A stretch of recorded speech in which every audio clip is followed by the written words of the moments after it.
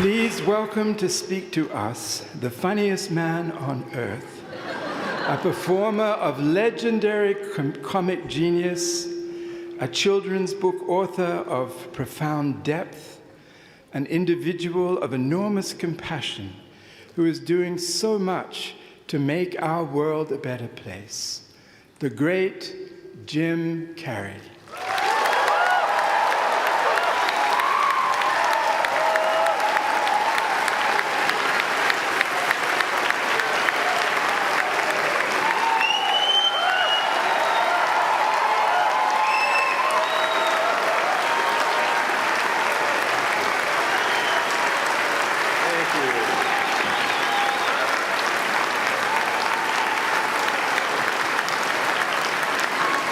What are you sitting down for? I was going to milk that for a while. You guys can stretch that out in post, right? You can make that longer in the edit. Thank you, Bevin. Thank you all. Jai Guru Dev.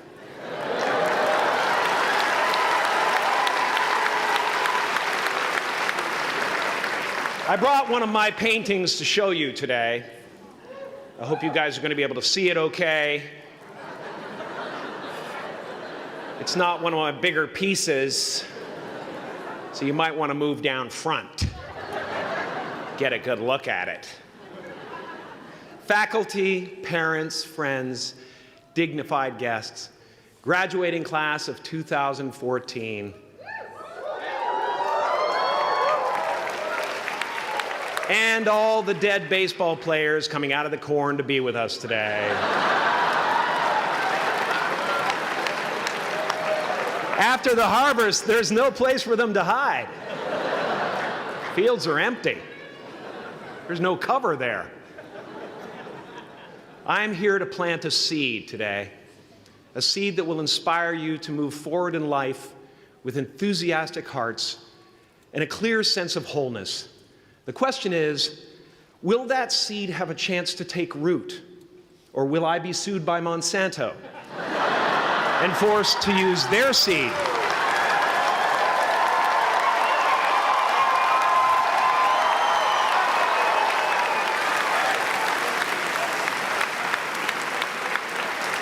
Which may not be totally Ayurvedic. Excuse me if I seem a little bit low energy today, whatever this is. I slept with my head to the north last night. Oh man! Oh man! You know how that is, right, kids? Yeah. Woke up right in the middle of Pitta, couldn't get back to sleep till Vata rolled around. Crazy.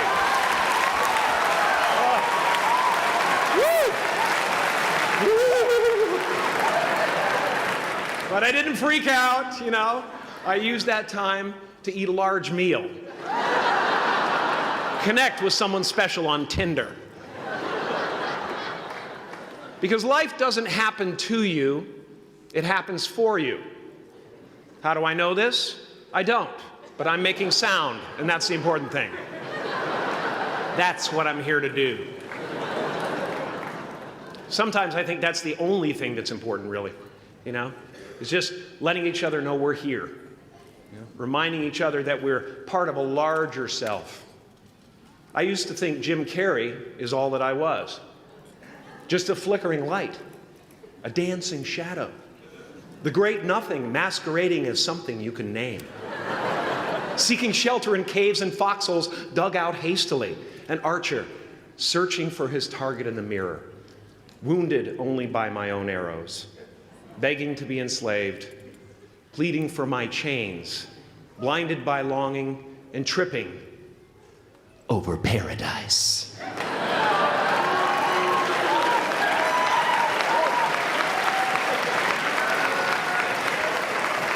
I get an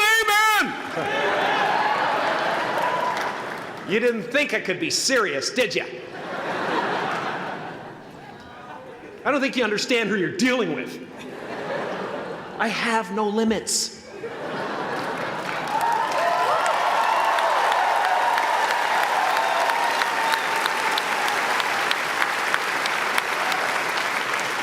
I cannot be contained because I'm the container. You can't contain the container, man. You can't contain the container. I used to believe that who I was ended at the edge of my skin, that I had been given this little vehicle called a body from which to experience creation. And though I couldn't have asked for a sportier model,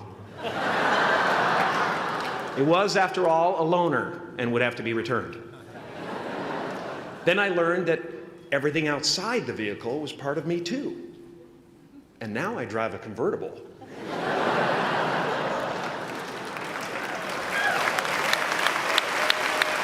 Yeah, man.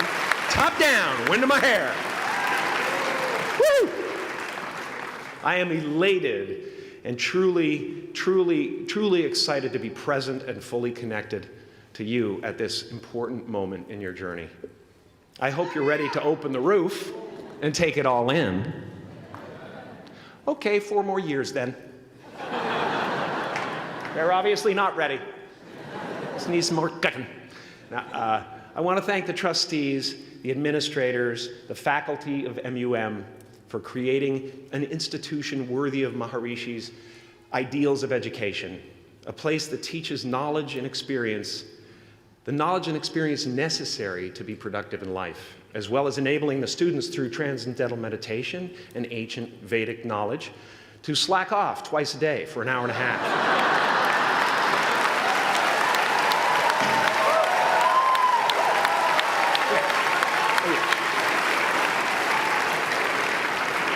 Don't think you're fooling me. But I guess it has some benefits. It does allow you to separate who you truly are and what's real from the stories that run through your head. You have given them the ability to walk behind the mind's elaborate set decoration and to see that there's a huge difference between a dog that is going to eat you in your mind and an actual dog that is going to eat you.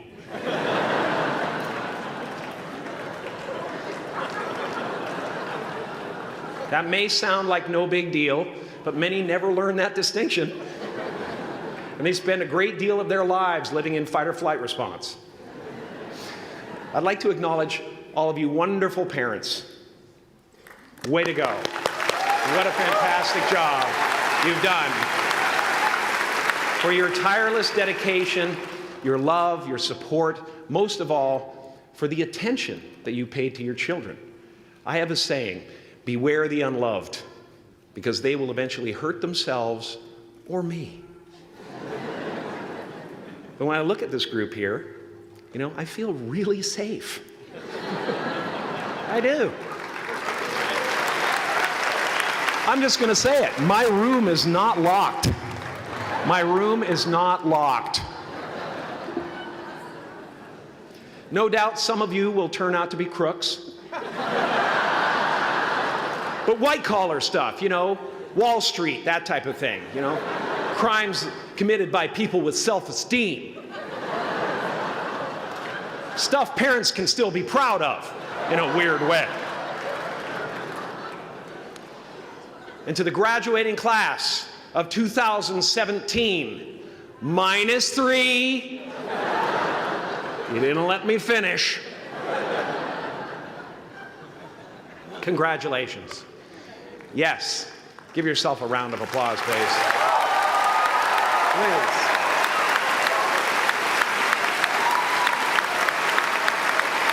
Yeah.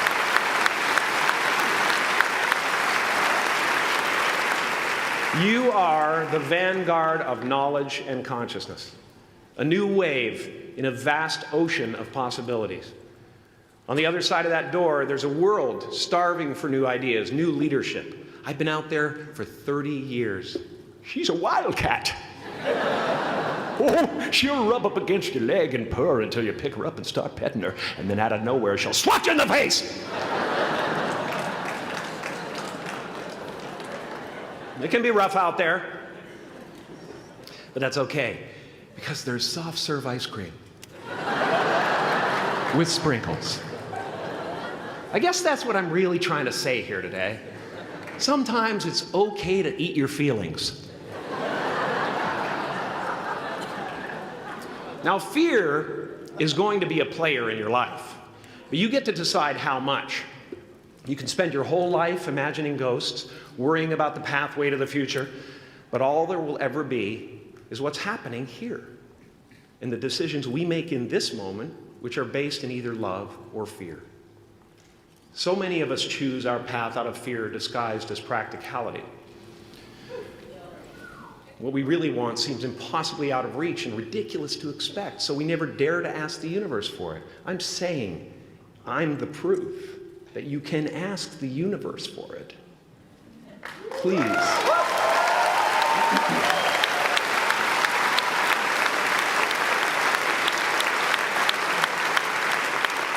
And if it doesn't happen for you right away, it's only because the universe is so busy fulfilling my order.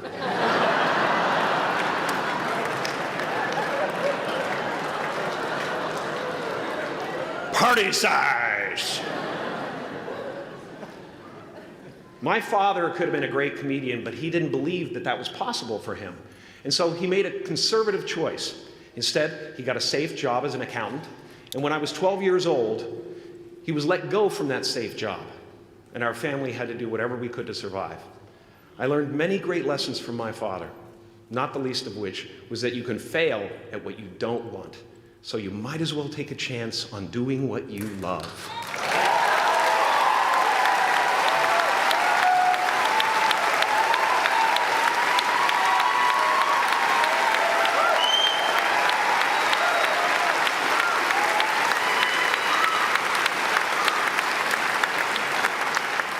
It's not the only thing he taught me, though.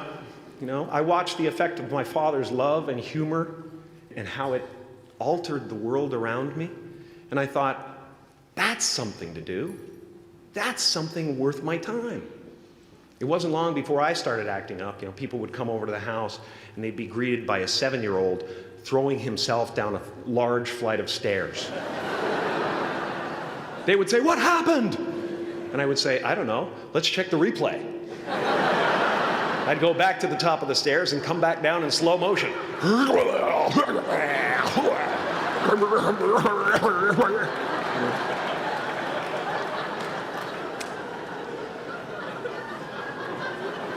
It was a very strange household. My father used to brag that I wasn't a ham, I was the whole pig. And he treated my talent as if it was his second chance. When I was about 28, after a decade as a professional comedian, I realized one night in LA that the purpose of my life had always been to free people from concern, just like my dad. And when I realized this, I dubbed my new devotion the Church of Freedom from Concern. The Church of FFC.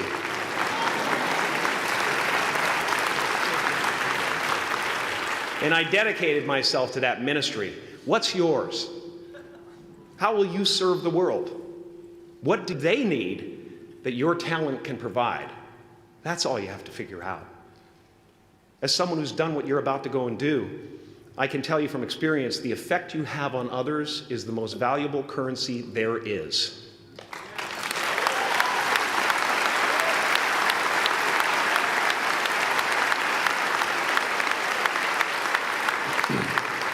Because everything you gain in life will rot and fall apart, and all that will be left of you is what was in your heart. My choosing to free people, from concern got me to the top of a mountain. Look where I am. Look what I get to do. Everywhere I go. I'm going to get emotional because when I tap into this, it really is extraordinary to me. I did something that made people present their best selves to me wherever I go.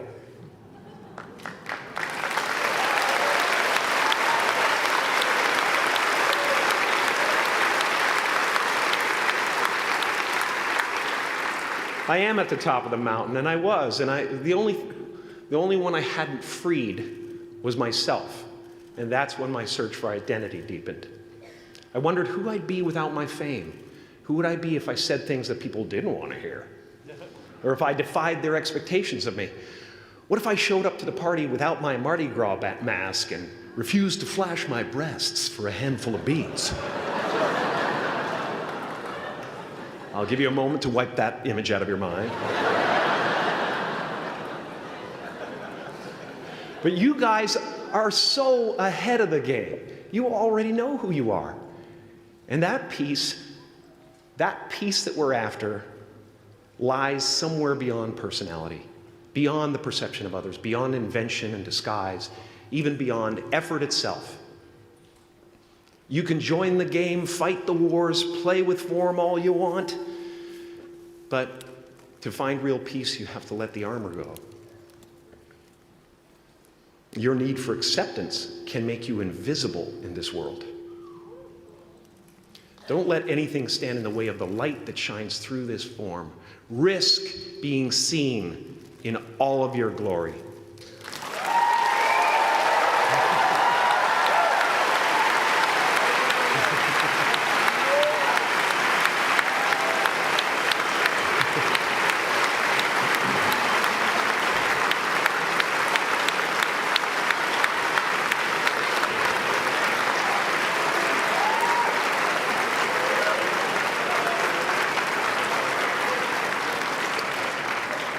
It's not big enough. This painting is big for a reason. It's called high visibility. It's about picking up the light and daring to be seen. Here's the tricky part. Everyone is attracted to the light. The party host up at the top, who thinks unconsciousness is bliss and is always offering to drink from the bottles that empty you. Misery below her. Despises the light, can't stand when you're doing well, wishes you nothing but the worst. The Queen of Diamonds, under him, needs a king to build her house of cards. And the hollow one down bottom there will cling to your leg and say, please don't leave me behind, for I have abandoned myself.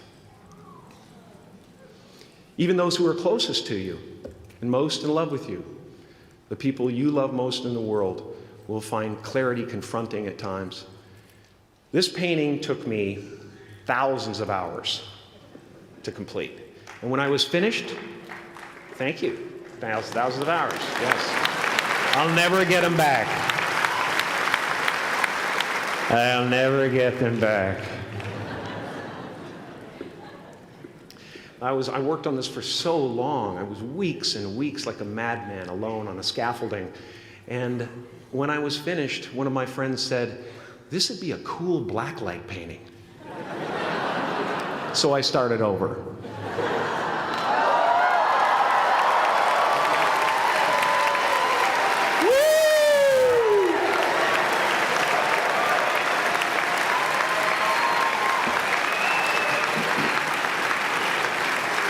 Welcome to Burning Man.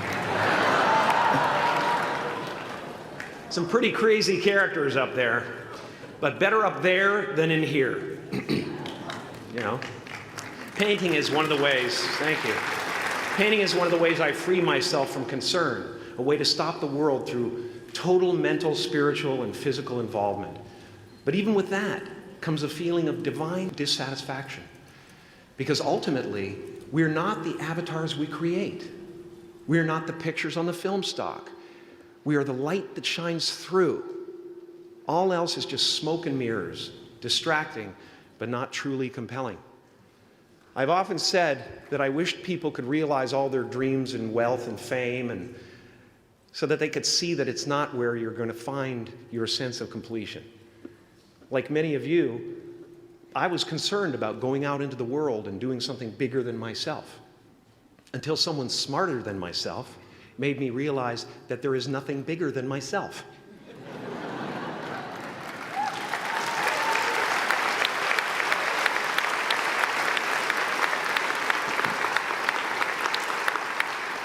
My soul is not contained within the limits of my body. My body is contained within the limitlessness of my soul. One unified field.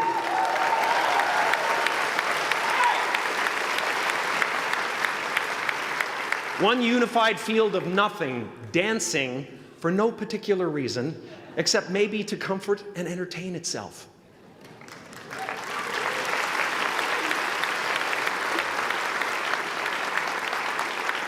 As that shift happens in you, you won't be feeling the world, you'll be felt by it. You'll be embraced by it. Now I'm always at the beginning. I have a reset button, and I ride that button constantly. Once that button is functioning in your life, there's no story that the mind could create that will be as compelling. The imagination is always manufacturing scenarios, both good and bad, and the ego tries to keep you trapped in the multiplex of the mind.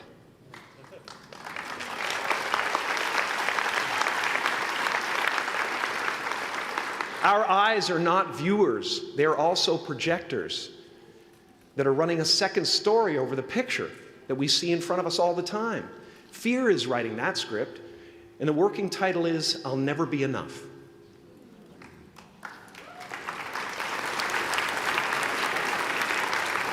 Now you're going to look at a person like me and say, how could we ever hope to reach those kind of heights, Jim? How can we make a painting that's too big for our home? How do you fly so high without a special breathing apparatus? This is the voice of the ego. And if you listen to it, there will always be someone who's doing better than you. No matter what you gain, ego will not let you rest. It will tell you that you cannot stop until you've left an indelible mark on the earth, until you've achieved immortality. How tricky is this ego that it would tempt us with the promise of something we already possess?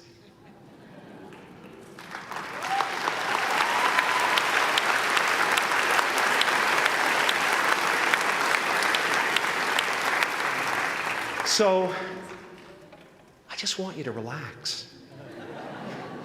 You know, that's my job. Relax and dream up a good life. I had a substitute teacher from Ireland in the 2nd grade that told my class during morning prayer that when she wants something, anything at all, she prays for it and promises something in return, and she always gets what she wants. Well, I'm sitting at the back of the classroom, you know, thinking, wow, my family can't afford a bike, you know. So I went home and I prayed for one. And I promised I would recite the rosary every night in exchange. Broke that promise. But 2 weeks later, I got home from school to find a brand new Mustang bike with a banana seat and Easy Rider handlebars. Yeah. From fool to cool. My family informed me that I had won the bike in a raffle that a friend of mine had entered my name in without my knowledge whatsoever. So that type of thing has been happening to me ever since. As far as I can tell, it's just about letting the universe know what you want and working toward it while letting go of how it comes to pass.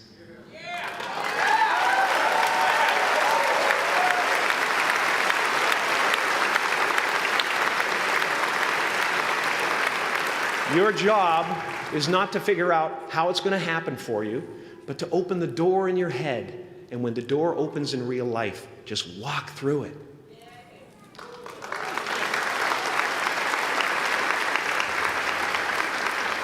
And don't worry if you miss your cue, because there's always doors opening. They keep opening.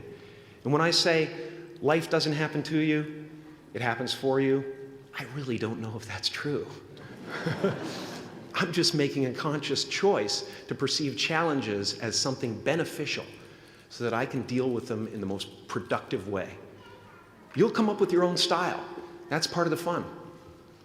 Oh, and why not take a chance on faith as well?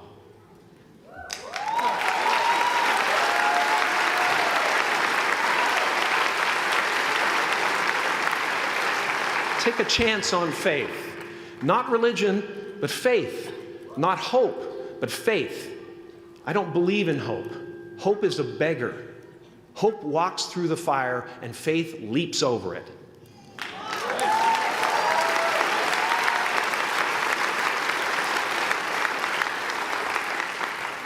You are ready and able to do beautiful things in this world. And after you walk through those doors today, You will only ever have two choices, love or fear. Choose love, and don't ever let fear turn you against your playful heart. Thank you so much. Thank you, Odell. I'm so honored.